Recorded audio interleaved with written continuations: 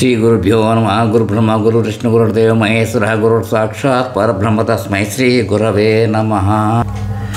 ఆపదాం భర్తారం దాతారం సరస్వతం లోకాభిరామం శ్రీరామం భూయో భూయో నమామ్యహం. గురు బ్రహ్మ గురు విష్ణు గురుదేవ మహేశ్వర గురు సాక్షాత్ పరబ్రహ్మ తస్మై శ్రీ గురవే నమః. అపార కరుణా సింధుం జ్ఞానదమ శాంతరూపిణం శ్రీ చంద్రశేఖర గురుం ప్రణమాముదాన్వహం. నారాయణాన్ నమస్కృత్యం నరం చైవ నరోత్తమం దేవీం సరస్వతీం వ్యాసం తతో జయముదీరయేత్. ఈరోజు 13వ తారీఖు డిసెంబరు 2024 శుక్రవారం నాడు రెండో పుస్తకం అంటే శ్రీ వచన శ్రీ స్కాంద మహాపురాణం రెండో బుక్ స్టార్ట్ చేస్తున్నాం అన్నమాట.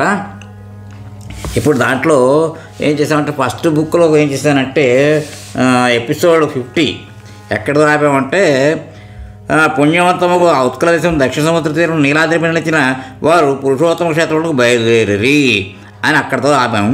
తర్వాత ఇది చిన్న ఫైల్ అయింది కదా అని చెప్పి ఇంకొక అంటే త్యాగరాజు కీర్తన క్షీరసాగర సేన అని చెప్పేసి అది కూడా ఒక పాట పాడి వాయించాను. వైలన్ మీద అనుకుంటున్నాను, గుర్తుంది నాకు కొంతవరకు. అది దాంతో అయిపోయింది, ఎపిసోడ్ 50 అయిపోయింది. ఇప్పుడు ఈ కొత్త పుస్తకం బుక్ 2లో 51వ ఎపిసోడ్ స్టార్ట్ చేస్తున్నాం. ఇది కంటిన్యూషన్ అన్నమాట అండి. సరే, ఇప్పుడు ముందు మాట దీనికి ఏమిటి అంటే శ్రీరస్తు శుభమస్తు అవిఘ్నమస్తు వచన శ్రీ స్కాంద మహాపురాణం పార్ట్ 2. శ్రీ స్కాంద మహాపురాణం పార్ట్ 2 బ్రహ్మఖండంలో కొంత భాగం దాకా రాసి 14 నవంబర్ 2024 గురువారం నాడు ప్రింటింగ్ కోసం పంపాను. ఇప్పుడు దానికి ముందు మాట రాయాలని సంకల్పించాను. ప్రథమ భాగం రాయడం బాగానే పూర్తయినా ఈ భాగం రాస్తున్నప్పుడు అనేక ఆరోగ్య సమస్యలు నాకు నా శ్రీమతికి తలెత్తిన ఆ భగవంతుని దయతో ఇంతవరకు రాయగలిగాను. ఇందులో వైష్ణవఖండము బ్రహ్మఖండము బ్రహ్మఖండంలో కొంత భాగం రాశాను.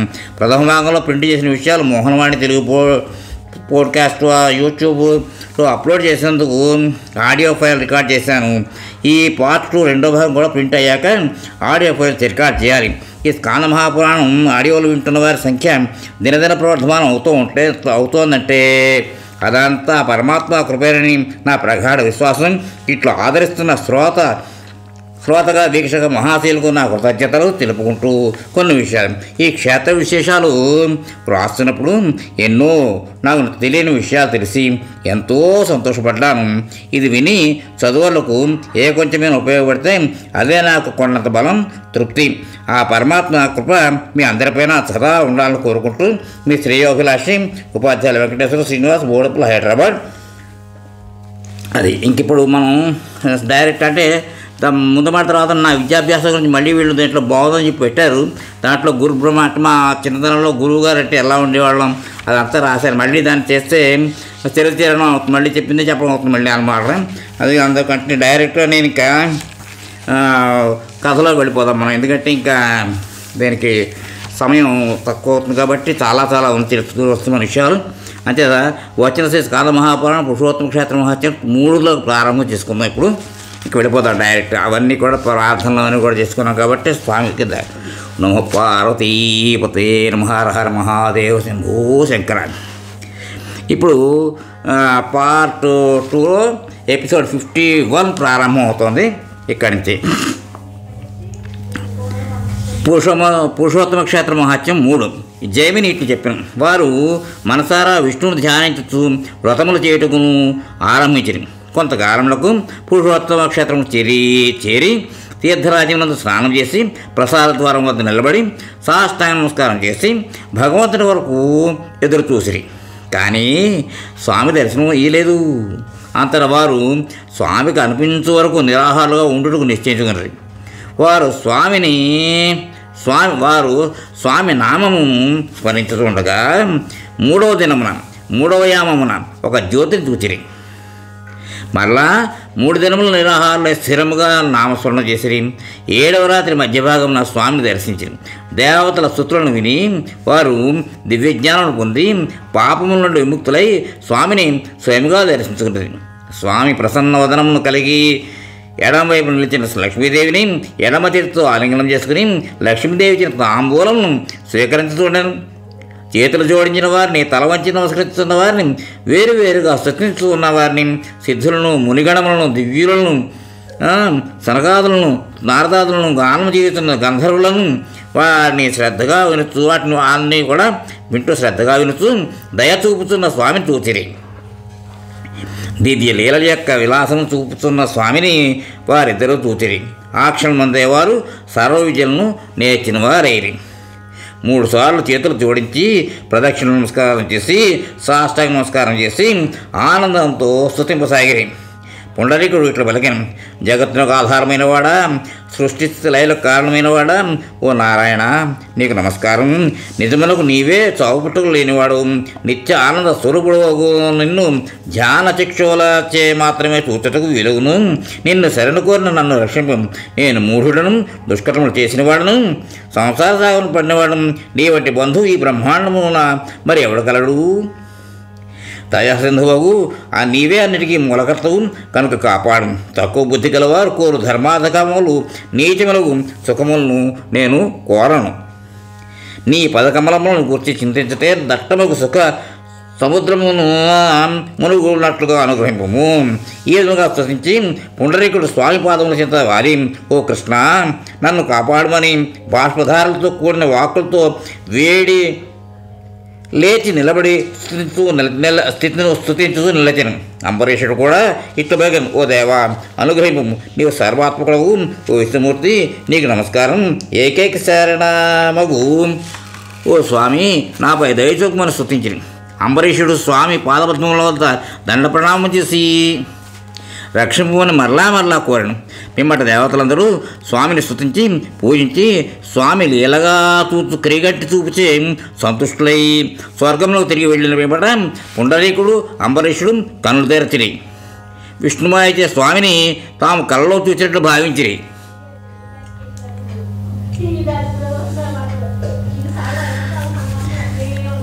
స్వామి లీలను వారు చర్మచక్షువుల చేతనే చూడగలిగిరి. దారుతో చేయబడినది, బంగారంతో తాపడం చేయబడినది ఆ చక్రమును విష్ణు యొక్క 4 రూపములను వారిద్దరూ చూచిరి. తెల్లవారు సమయమున వారు తాము పడిన శ్రమ భరించిందని తలచిరి. ఆ స్వప్న లీలలను తలచిన వారు విస్మయము చెందిరి. ఇది దారు ప్రతిమ కాదు, సాక్షాత్ బ్రహ్మయే ఇతను ప్రకాశిస్తున్నది. సదస్సులో బ్రాహ్మణులు చెప్పిన దాన్ని శ్రద్ధతో తలుచుకున్నది. బ్రహ్మతీర్థం యొక్క తీరమున దారురూపంలోతో వటవృక్ష మూలములందు ప్రకాశిస్తున్న ఏ స్వామిని చూచిన జీవులు ముక్తి పొందుతురు. ఆ స్వామియే జగన్నాథుడే. ఇతడు 4 రూపములలో ధరించి ఉన్నాడు. 4 రూపములను ధరించి ఉన్నాడు కనుక మనము ప్రాణములున్నంత వరకు ఎచ్చటనే నివసితము అని వారు నిశ్చయించుకుని విష్ణుభక్తి పరాయణుడై నారాయణ నామస్మరణ చేయుతూ ముక్తిని పొందిరి. జైమిని ఇట్లు చెప్పిన ప్రసంగవశమున ఈ రహస్యముకు పాపనాశనముకు కథను చెప్పింది. పుండరీక అంబరీషుల చరిత్రమును ఎవరు విందురో ఎల్లప్పుడూ కీర్తింతురో ఆనందమును పొందుతురో వారు విష్ణులోకమును పొందుతురు. వారి పాపములు కూడా నశించిపోవును. ఓషదేశ వర్ణనము ఇలా ఉంది. మునులు ఇట్లా అడిగిరి: ఓ బ్రాహ్మణోత్తమ, ఈ పురుషోత్తమను క్షేత్రం ఎచ్చటున్నది అచ్చట నారాయణుడు స్వయముగా దారురూపం ప్రకాశించిన కదా. జైమిని ఇట్లా చెప్పాను: ఉత్కళమును పేరు గల దేశము కలదు. దక్షిణ సముద్ర తీరమున ఆ దేశము కలదు. అతడు నివసించే ప్రజలు సదాచార సంపన్నులు, మంచి నడవడికి యజ్ఞములు చేయవారు. అతడి బ్రాహ్మణులు యజ్ఞములను వేదములను వేదశాస్త్రములను ప్రవర్తింపజేయచ్చు అష్టాదశ విద్యలకు నిధులైరి. స్వామి ఆజ్ఞపై అతడి ప్రతి ఇంటి ఎందును సంపద వెలిసెలుతూ ఉండును. వారు దేవతలను గురువులను ద్విజులను భక్తితో సేవించుతూ ఉండరు. దుర్భిక్షం వలన మరణించేవారు లేరు, ఉపద్రవములు లేవు. భూమిపై ధరకు వస్తువులలో అతట లభింపని వస్తువు లేదు. ఈ విధముగా సమస్త గుణములు కలిగి అనేక రకములైన చెట్ల తీగలతో నిండి ఉండేది. వేరు వేరు చెట్లతో కూడిన పర్వతములతో నదులతో నిండి ఆ ఉత్కళము అనే దేశం ప్రకాశిస్తూ ఉన్నది. దక్షిణోపధిలోకి ప్రవహించు ఋషికులను కలుపుకొని స్వర్ణరేఖ మహానదుల మధ్య దేశమున ఈ దేశమున్నది. అతట అనేక పుణ్యాయతనములు చాలా క్షేత్రములు కలవు. వాటిని గూర్చి తీర్థయాత్ర ఎందు మీకు వివరించుకుని ఈ పురుషోత్తమ క్షేత్రము భూలోక స్వర్గము. ఇంద్రజిమ్నుని కథ.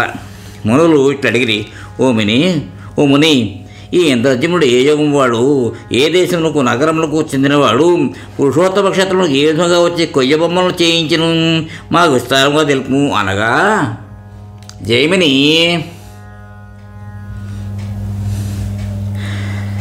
ఇట్లు చెప్పాను, ఓ బ్రాహ్మణోత్తములారా, అతడి చరిత్రను చెప్పేదను. కృతయుగం నందు సూర్యవంశమున బ్రాహ్మణుడు ఐదవవాడు ఇంద్రజిమ్నుడు మహారాజు ఉండెను. అతడు సత్యవాది, సదాచార పరాయణుడు, మొదలైన పెక్కు సుగుణములు కలవాడు, అష్టాదశ విద్యల్లో అపర బృహస్పతి. ఈ విధంగా సర్వగుణములు కలిగి ఆ రాజు భూమిని పరిపాలించను. మాళవ దేశమున అవంతి అను నగరమున ఈ రాజు నివసించను. అతను విష్ణువును పరమభక్తితో కొలిచెను. ఒకనాడు అతడు స్వామి పూజా సమయమునకు వివిధ విద్వాంసులతో కలిసి ఉండగా వారితో ఇట్లు పలికాం, ఈ చర్మచక్షువులతో స్వామిని చూడగలుగు పుణ్యక్షేత్రం ఏదైనా ఉన్నదా అని. ఈ ప్రశ్నకు పురోహితుడు వారిలో ఒకడు రాజుకు చేతులు జోడించి నమస్కరించి, ఓ రాజా, నేను పెక్కు తీర్థమును చిన్నతనం నుండి చూచేతిని. భారతవర్షమునందు ఓఢ్రమున దేశము గలదు. నీలగిరి అనే పర్వతం చుట్టూరా ఆ అడవితో అలరారుస్తూ ఉన్నది.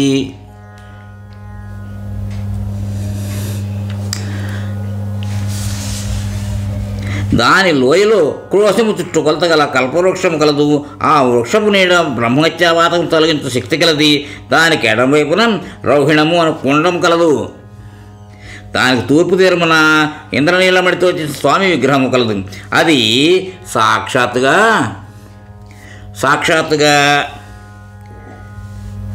ముక్తిని ప్రసాదించును. కుండమున స్నానం చేసి పురుషోత్తమును దర్శింపవలను.